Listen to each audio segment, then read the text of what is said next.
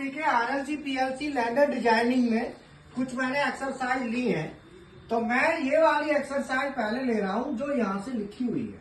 तो हम इस एक्सरसाइज को सॉल्व कैसे करेंगे?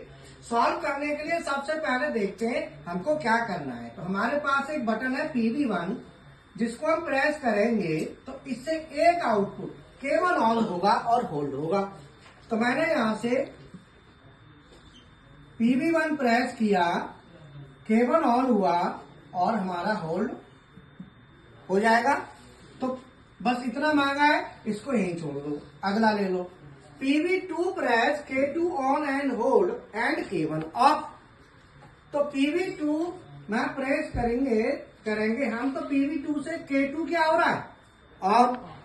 तो K2 ये रहा, हमने K2 लगा लिया, और ये PV2, तो PV2 को दबाएंगे, K2 ऑन, एक काम हो गया। दूसरा क्या है? K1 of. K1 कहाँ है? ये रहा, इसे ऑफ कराना है, तो यहाँ पे क्या करेंगे? PV2 का NC।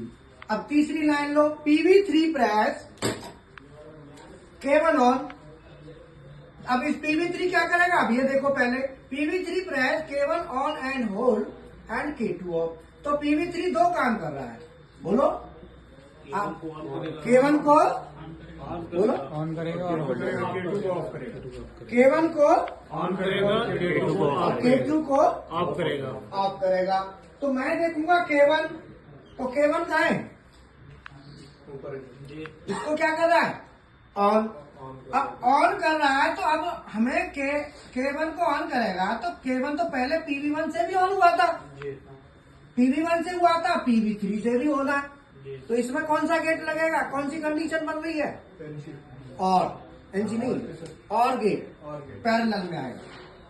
इसमें गेट होगा हमारा और, कौन सा गेट होगा? और।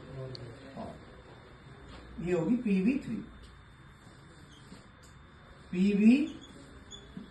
बोलो, समझ में आया? PV3 यहां लगा दिया, तो अब इसको दबाओगे तो अभी तो ऑन हो जाएगा। तो ये गेट PV1 और PV3 मिलकर कौन सा गेट बना रहे हैं? और गेट। कौन सा गेट बना रहे हैं? और गेट। और कंडीशन यही होती है ना, चाहे आप यहां से करो चाहे यहां से, ऑन हो जाना चाहिए। तो इसके पैरेलल में हम देंगे। अब आता है K2 को गिराना है PV3 से, तो K2 को गिराने के लिए, K2 गिराना है, तो K2 कहाँ है? ये रहा। अब ये गिराने के लिए क्या चाहिए? NO या NC? NC किसका?